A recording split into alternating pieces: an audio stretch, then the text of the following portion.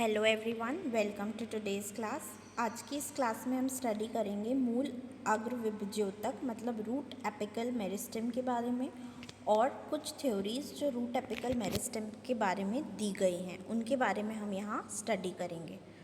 So first of all हम देखें वृद्धि में संलग्न मूल का वह उपशीर्षस्थ हिस्सा जिसमें विभज्योतक या मेरिस्टेमेटिक टिश्यू स्थित रहते हैं तथा जो मूल विभिन्न आंतरिक ऊतकों के विकास के लिए जिम्मेदार होता है, मूल अग्र या रूट एपेक्स कहलाता है।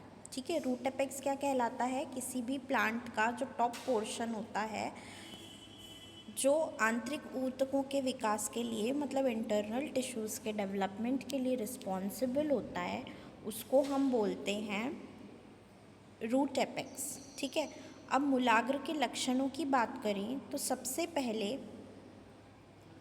मूल अग्रक की पहचान उसके प्रारोह अग्रक से भिन्नता को इंगित करती है और आसानी से की जा सकती है। ठीक है, यहाँ हम देखें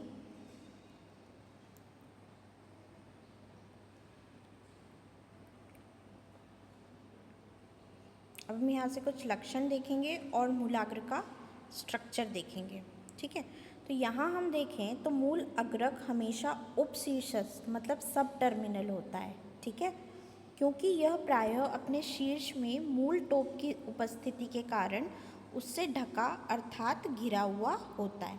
अब यहाँ पे आपको एक स्ट्रक्चर दिखाई दे रहा होगा एलएस ऑफ रूट एपेक्स मतलब lateral section of root apex. यहाँ पर आपको रूट कैप दिखाई दे रहा है, फिर यहाँ पर एपिकल मेरिस्टेम है ना, फिर यहाँ पर आपको 3 अलग अलग जोन्स दिखाई दे रहे हैं। फिर प्रोटोफ्लोयम होता है, प्रोटोजाइलम होता है, कॉर्टेक्स होता है, रूट हेयर्स होते हैं, एपिब्लेमा होते हैं। इस तरीके से आपको एलएस ऑफ रूट एपेक्स का स्ट्रक्चर बनाना है। ठीक है, फिर इससे सेकंड पॉइंट हमारा है इससे कोई पार्श्वीय उपांग मतलब लेटरल अपेंडेजेस जैसे शाखाएं आदि या उनके वृद्धि क्षेत्र जड़े नहीं होते हैं। इससे ऐसा कुछ भी जुड़ा हुआ नहीं होता है क्योंकि ये एपेक्स पर या टॉप पर इस तरीके से पाया जाता है। ये इसका लेटरल सेक्शन का डायग्राम है। फिर इससे पत्ती आधक मतलब लीफ प्रिमोर्डिया तथा शाखा आधक मतलब ब्रांच प्रिमोर्डिया लगे हुए नहीं होते हैं। इससे ऐसा कुछ भी जुड़ा हुआ नहीं होता है। फिर यह प्रारोह अग्रक की तुलना में काफ़ी छोटा होता है। ये जो है वो शूट एपेक्स की तुलना में काफ़ी छोटा होता है। अब इसका स्ट्रक्चर इस तरीके से क्यों बना है? क्योंकि ये रूट है और ये ज़मीन के अंदर होगी या मिट्टी के अंदर होगी, इसीलिए ये स्ट्रक्चर ऐसा बना हुआ है। ठीक है, फिर मूल अग्रक क्षेत्र की कोशिकाएं निरंतर विभाजित होने की क्षमता रखती है मतलब इनमें कंटिन्यूअस डिवीजन होता है तथा इनकी सक्रियता मूल के धनात्मक है ना मतलब गुरुणानुवर्ती पॉजिटिवली जियोट्रॉपिक होती हैं तथा ऋणात्मक प्रकाशानुवर्ती मतलब नेगेटिव फोटोट्रॉपिक वृद्धि संभव होता है। अब ये जो दो बातें हैं इनका मतलब मैं आपको सबसे पहले बता दूं कि ये क्या होता है। जब भी हम पॉजिटिवली जियोट्रॉपिक की बात करेंगे, किसकी बात करेंगे? पॉजिटिवली जियोट्रॉपिक की। मतलब जो मिट्टी है उसकी तरफ ये कैसी हैं? ग्रो कर रही हैं, मतलब अर्थ की ग्रेविटी की तरफ ये क्या कर रही हैं? ग्रो कर रही हैं। तो हम इनको बोलेंगे कि ये पॉजिटिवली जियोट्रॉपिक है। और नेगेटिवली फोटोट्रॉपिक, अब कोई भी स्टेम होती है या तना होती है तो वो हवा की तरफ मतलब आसमान की तरफ ग्रो करता है तो वो कैसा हो जाता है? पॉजिटिवली फोटोट्रॉपिक हो जाता है। लेकिन जब जो जड़ है वो प्रकाश से उल्टी तरफ ग्रो कर रही है, इसीलिए हम उसको क्या बोलेंगे? Negatively phototropic. और फोटो से मतलब है यहाँ पर प्रकाशानुवर्ती या प्रकाश से रिलेटेड। आई होप इतना आपको क्लियर हुआ है ना। अब हम कुछ थ्योरी स्टडी करेंगे। जैसे फर्स्ट थ्योरी है हमारी, यहाँ पर जो फर्स्ट थ्योरी है वो है कोशिका सिद्धांत या एपिकल सेल थ्योरी। ठीक है, इस सिद्धांत के अनुसार मूलाग्र में एक चतुष्फलकीय मतलब टेट्राहेड्रल शीर्षस्थ कोशिका एपिकल सेल पाई जाती है। ठीक है, यह कोशिका ऊपरी 3 तलों में विभाजित होकर रूट्स के विभिन्न ऊतकों का निर्माण करती है।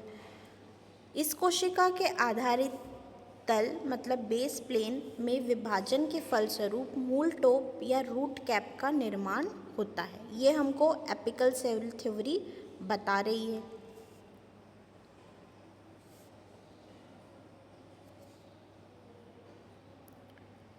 फिर हम देखें कि भाई ये वाला जो सिद्धांत है ये पुष्पोभिद मतलब फिनेरोगेम्स तथा बीजीय पादप में नहीं पाया जाता है के लिए लागू नहीं होता है, क्योंकि इसके मूलाग्र में प्रभिवाजी प्रारंभिक कोशिकाओं मतलब मेरिस्टेमेटिक इनिशियल्स का समूह होता है तथा इनकी सक्रियता में वृद्धि तथा उनके ऊतकों का निर्माण होता है। ये हिस्टोजन थ्योरी, अगली वाली जो थ्योरी है हमारी वो हिस्टोजन थ्योरी है। ये वाली जो थ्योरी थी ये एपिकल थ्योरी थी। अब हिस्टोजन थ्योरी में हम समझेंगे इस सिद्धांत की प्रतिपादन का श्रेय हेनस्टीन को जाता है। इन्होंने 1870 में ये थ्योरी दी थी। हेनस्टीन के अनुसार प्रारोहाग्र मतलब शूट एपेक्स के समान रूट एपेक्स का प्रभिवाजी भी निम्नलिखित 3 स्तरों में बना होता है।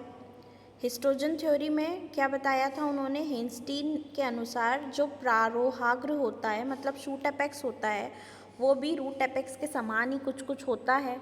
और इन्होंने बोला कि रूट एपेक्स का प्रभिवाजी भी निम्नलिखित स्तरों का बना होता है मतलब शूट एपेक्स का। तो वो है, फर्स्ट है त्वकजन मतलब डर्मेटोजन, फिर है वल्कुटजन मतलब पेरिब्लम एवं रंभजन मतलब प्लेरोम।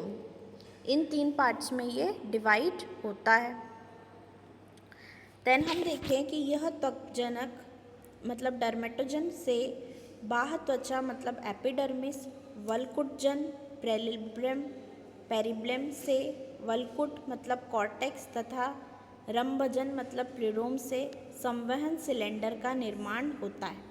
अब यहाँ पर ये जो पॉइंट लिखा हुआ है ये लिखा हुआ है वेस्कुलर बंडल के फॉर्मेशन के लिए। और वेस्कुलर बंडल का फॉर्मेशन कैसे होगा, तो इसका फॉर्मेशन होगा डर्मेटोजन से, एपिडर्मिस से, पेरिब्लम से, कॉर्टेक्स से, प्लेरोम से, इन सब से मिल करके वेस्कुलर सिलेंडर का निर्माण होगा। और हेनस्टीन ने उपयुक्त तीनों स्तरों को सम्मिलित रूप से हिस्टोजन कहा गया है। अब हिस्टोजन किसको कहा गया है भाई, डर्मेटोजन, पेरिब्लम और प्लेरोम को, मतलब त्वकजनक, वल्कुटजनक एवं रंभजन को इन्होंने क्या कहा, हिस्टोजन कहा। ठीक है, अब हम ध्यान दें कुछ और हम आगे पढ़ते हैं इसके बारे में। तो अब हम ध्यान दें तो जो हमारा त्वकजनक या डर्मेटोजन है मूलाग्र की कोशिकाओं का सबसे बाहरी स्तर होता है ना। और ये वाला जो स्तर होता है विभाजित होकर के नई कोशिकाओं का निर्माण करता है। क्या करता है, नई कोशिकाओं का निर्माण करता है। साथ ही साथ यह कोशिकाओं के बाद पुनः विभाजित होकर छोटी छोटी कोशिकाओं युक्त ऊतक का निर्माण करती है, जिसे क्लेप्ट्रोजन कहते हैं। क्लेप्ट्रोजन की प्रभिवाजी ऊतक होते हैं तथा इसकी विभाजन सक्रियता में मूलटोप निर्मित करती है, मतलब रूट कैप का फॉर्मेशन होता है। ठीक है, फिर इस वाद या सिद्धांत के अनुसार त्वकजक या डर्मेटोजन से ठीक नीचे वल्कुटजन मतलब पेरिब्लम स्थित होता है। डर्मेटोजन के नीचे क्या होता है, पेरिब्लम होता है तथा मूलाग्र में स्थित शीर्षस्थ प्रविभाजी का मध्य भाग होता है। एक स्तरीय सिंगल लेयर्ड होता है जबकि मध्य भाग पर बहुस्तरीय होता है। अब ये जो बन रहा है ये कैसा है, सिंगल लेयर्ड है, बल्कि जो मध्य भाग है वो कैसा है, उसमें बहुत सारी लेयर्स पाई जाती हैं।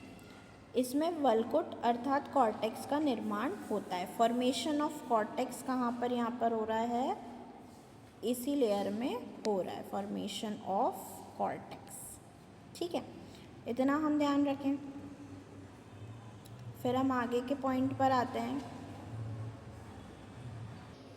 आगे के पॉइंट में हम देखेंगे कि जो रंभजन होता है अर्थात प्लूरोम होता है, एपिकल मेरिस्टेम का केंद्रीय प्रविभाजी भाग होता है। प्लूरोम क्या होता है, एपिकल मेरिस्टेम जो होता है उसका केंद्रीय प्रविभाजी भाग होता है। इसके विभाजन से स्टील का फॉर्मेशन होता है। ग्राउंड टिश्यू के कुछ भाग जैसे पेरीसाइकल, मज्जा रश्मि मतलब पित्त रेज एंड मेडुलरी लेस तथा पित्त का निर्माण होता है। तो हम ये जान लें कि ये इससे क्या होता है, प्लूरोम से पित्त का निर्माण होता है। अब आप सभी ज़रा ध्यान दें।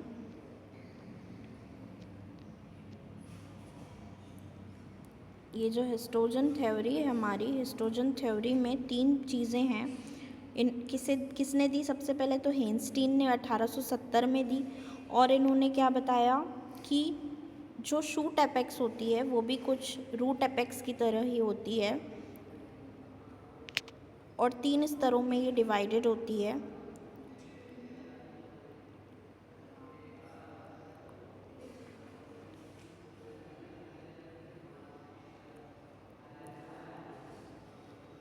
है ना, रूट एपेक्स में डर्मेटोजन, पेरिब्लम और प्लूरोम पाया जाता है और इनके बारे में हमको पता होना चाहिए कि ये क्या क्या होते हैं। So this is what we call histogen theory. तो आज हमने ये समझा कि हिस्टोजन थ्योरी क्या होती है और ये समझा कि रूट एपिकल मेरिस्टेम की कैरेक्टरिस्टिक्स, साथ ही साथ एपिकल सेल थ्योरी क्या होती है इसके बारे में भी हमने समझ लिया।